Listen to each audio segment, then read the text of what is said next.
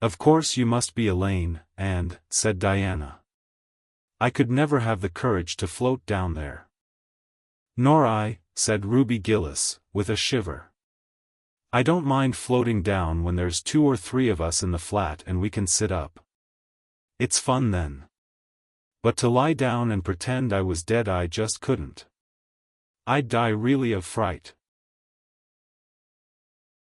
Of course it would be romantic, conceded Jane Andrews, but I know I couldn't keep still.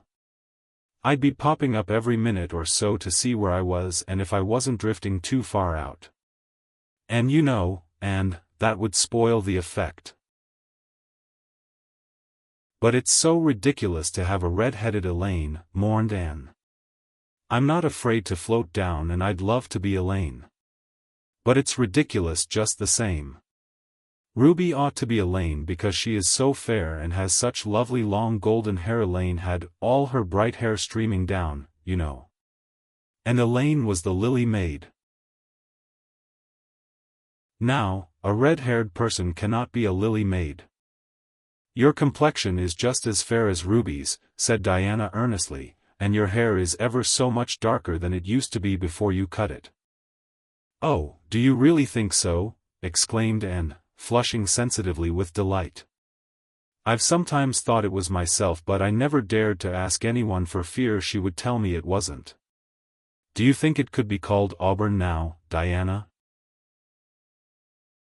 Yes, and I think it is real pretty, said Diana, looking admiringly at the short, silky curls that clustered over Anne's head and were held in place by a very jaunty black velvet ribbon and bow. They were standing on the bank of the pond, below Orchard Slope, where a little headland fringed with birches ran out from the bank. At its tip was a small wooden platform built out into the water for the convenience of fishermen and duck hunters. Ruby and Jane were spending the midsummer afternoon with Diana, and Anne had come over to play with them. Anne and Diana had spent most of their playtime that summer on and about the pond. Idlewild was a thing of the past, Mr. Bell having ruthlessly cut down the little circle of trees in his back pasture in the spring. Anne had sat among the stumps and wept, not without an eye to the romance of it, but she was speedily consoled, for, after all, as she and Diana said, big girls of 13, going on 14, were too old for such childish amusements as playhouses, and there were more fascinating sports to be found about the pond. It was splendid to fish for trout over the bridge, and the 2 girls learned to row themselves about in the little flat-bottomed dory Mr. Barry kept for duck shooting. It was Anne's idea that they dramatize Elaine. They had studied Tennyson's poem in school the preceding winter, the superintendent of education having prescribed it in the English course for the Prince Edward Island schools. They had analyzed and parsed it and torn it to pieces in general until it was a wonder there was any meaning at all left in it for them, but at least the fair Lily Maid and Lancelot and Guinevere and King Arthur had become very real people to them, and Anne was devoured by secret regret that she had not been born in Camelot. Those days, she said, were so much more romantic than the present. Anne's plan was hailed with enthusiasm. The girls had discovered that if the flat were pushed off from the landing place it would drift down with the current under the bridge and finally strand itself on another headland lower down which ran out at a curve in the pond. They had often gone down like this and nothing could be more convenient for playing Elaine. Well, I'll be Elaine, said Anne, yielding reluctantly, for, although she would have been delighted to play the principal character, yet her artistic sense demanded fitness for it, and this, she felt, her limitations made impossible. Ruby, you must be King Arthur and Jane will be Guinevere and Diana must be Lancelot. But first you must be the brothers and the father. We can't have the old dumb servitor because there isn't room for 2 in the flat when one is lying down. We must pall the barge all its length in blackest samite. That old black shawl of your mother's will be just the thing, Diana. The black shawl having been procured, and spread it over the flat and then lay down on the bottom, with closed eyes and hands folded over her breast. "Oh, she does look really dead," whispered Ruby Gillis nervously, watching the still, white little face under the flickering shadows of the birches. "It makes me feel frightened, girls. Do you suppose it's really right to act like this? Mrs. Lynde says that all play acting is abominably wicked." "Ruby, you shouldn't talk about Mrs. Lynde," said Anne severely. "It spoils the effect because this is hundreds of years before Mrs. Lynde was born. Jane, you arranged this. It's silly for Elaine to be talking when she's dead." Jane rose to the occasion. Cloth of gold for coverlet there was none, but an old piano scarf of yellow Japanese crepe was an excellent substitute. A white lily was not obtainable just then, but the effect of a tall blue iris placed in one of Anne's folded hands was all that could be desired. "Now, she's all ready," said Jane. "We must kiss her quiet brows and, Diana, you say, sister, farewell forever, and Ruby, you say, farewell, sweet sister, both of you as sorrowfully as you possibly can. And, for goodness sake, smile a little." You know Elaine lay as though she smiled. "That's better. Now push the flat off." The flat was accordingly pushed off, scraping roughly over an old embedded stake in the process. Diana and Jane and Ruby only waited long enough to see it caught in the current and headed for the bridge before scampering up through the woods, across the road, and down to the lower headland where, as Lancelot and Guinevere and the king, they were to be in readiness to receive the Lily Maid. For a few minutes Anne, drifting slowly down, enjoyed the romance of her situation to the full. Then something happened not at all romantic. The flat began to leak. In a very few moments it was necessary for Elaine to scramble to her feet, pick up her cloth of gold coverlet and pall of blackest samite and gaze blankly at a big crack in the bottom of her barge through which the water was literally pouring. That sharp stake at the landing had torn off the strip of batting nailed on the flat. And did not know this, but it did not take her long to realize that she was in a dangerous plight. At this rate the flat would fill and sink long before it could drift to the lower headland. Where were the oars? Left behind at the landing. Anne gave one gasping little scream which nobody ever heard. She was white to the lips, but she did not lose her self-possession. There was one chance, just one. "I was horribly frightened," she told Mrs. Allen the next day, and it seemed like years while the flat was drifting down to the bridge and the water rising in it every moment. "I prayed, Mrs. Allen, most earnestly, but I didn't shut my eyes to pray, for I knew the only way God could save me was to let the flat float close enough to one of the bridge piles for me to climb up on it. You know the piles are just old tree trunks and there are lots of knots and old branch stubs on them. It was proper to pray, but I had to do my part by watching out and right well I knew it. I just said, 'Dear God, please take the flat close to a pile and I'll do the rest,' over and over again. Under such circumstances you don't think much about making a flowery prayer. But mine was answered, for the flat bumped right into a pile for a minute and I flung the scarf and the shawl over my shoulder and scrambled up on a big providential stub. And there I was, Mrs. Allen, clinging to that slippery old pile with no way of getting up or down. It was a very unromantic position, but I didn't think about that at the time. You don't think much about romance when you have just escaped from a watery grave. I said a grateful prayer at once and then I gave all my attention to holding on tight, for I knew I should probably have to depend on human aid to get back to dry land. The flat drifted under the bridge and then promptly sank in midstream. Ruby, Jane, and Diana, already awaiting it on the lower headland, saw it disappear before their very eyes and had not a doubt but that and had gone down with it.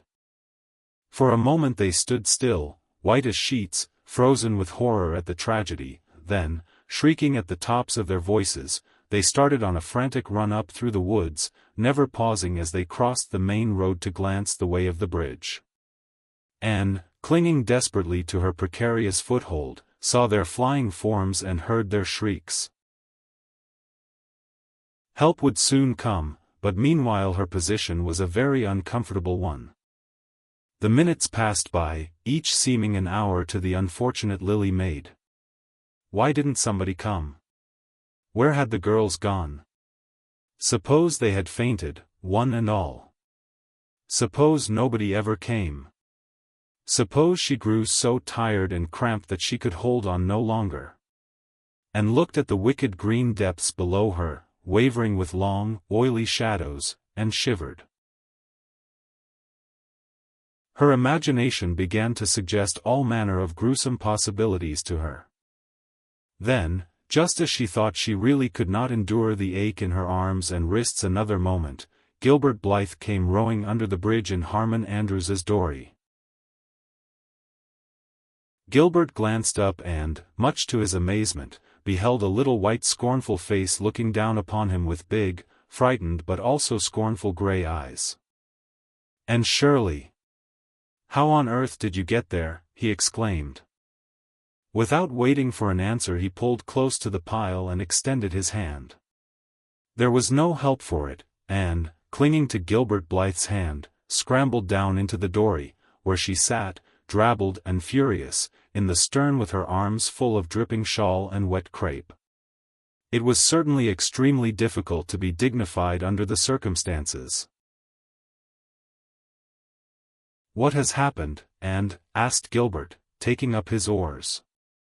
"We were playing Elaine," explained Anne frigidly, without even looking at her rescuer, "and I had to drift down to Camelot in the barge, I mean the flat. The flat began to leak and I climbed out on the pile. The girls went for help. Will you be kind enough to row me to the landing?" Gilbert obligingly rowed to the landing and, disdaining assistance, sprang nimbly on shore. "I'm very much obliged to you," she said haughtily as she turned away. But Gilbert had also sprung from the boat and now laid a detaining hand on her arm. "And," he said hurriedly, "look here. Can't we be good friends? I'm awfully sorry I made fun of your hair that time. I didn't mean to vex you and I only meant it for a joke. Besides, it's so long ago. I think your hair is awfully pretty now, honest I do. Let's be friends." For a moment Anne hesitated. She had an odd, newly awakened consciousness under all her outraged dignity that the half-shy, half-eager expression in Gilbert's hazel eyes was something that was very good to see. Her heart gave a quick, queer little beat. But the bitterness of her old grievance promptly stiffened up her wavering determination. That scene of 2 years before flashed back into her recollection as vividly as if it had taken place yesterday. Gilbert had called her "carrots" and had brought about her disgrace before the whole school. Her resentment, which to other and older people might be as laughable as its cause, was in no whit allayed and softened by time seemingly. She hated Gilbert Blythe. She would never forgive him. "No," she said coldly, "I shall never be friends with you, Gilbert Blythe, and I don't want to be." "All right." Gilbert sprang into his skiff with an angry color in his cheeks. "I'll never ask you to be friends again, and Shirley. And I don't care either." He pulled away with swift defiant strokes, and then went up the steep, ferny little path under the maples. She held her head very high, but she was conscious of an odd feeling of regret. She almost wished she had answered Gilbert differently. Of course, he had insulted her terribly, but still. Altogether, Anne rather thought it would be a relief to sit down and have a good cry. She was really quite unstrung, for the reaction from her fright and cramped clinging was making itself felt. Halfway up the path she met Jane and Diana rushing back to the pond in a state narrowly removed from positive frenzy. They had found nobody at Orchard Slope, both Mr. and Mrs. Barry being away. Here Ruby Gillis had succumbed to hysterics, and was left to recover from them as best she might, while Jane and Diana flew through the haunted wood and across the brook to Green Gables. There they had found nobody either, for Marilla had gone to Carmody and Matthew was making hay in the back field.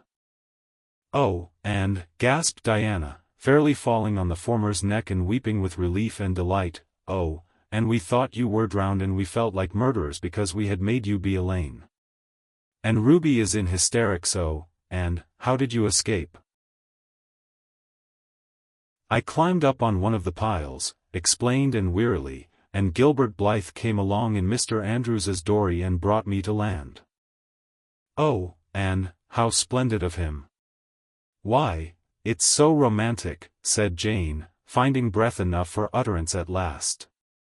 "Of course you'll speak to him after this." "Of course I won't," flashed Anne, with a momentary return of her old spirit.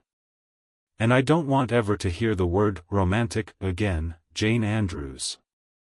I'm awfully sorry you were so frightened, girls. It is all my fault. I feel sure I was born under an unlucky star. Everything I do gets me or my dearest friends into a scrape. We've gone and lost your father's flat, Diana, and I have a presentiment that we'll not be allowed to row on the pond any more."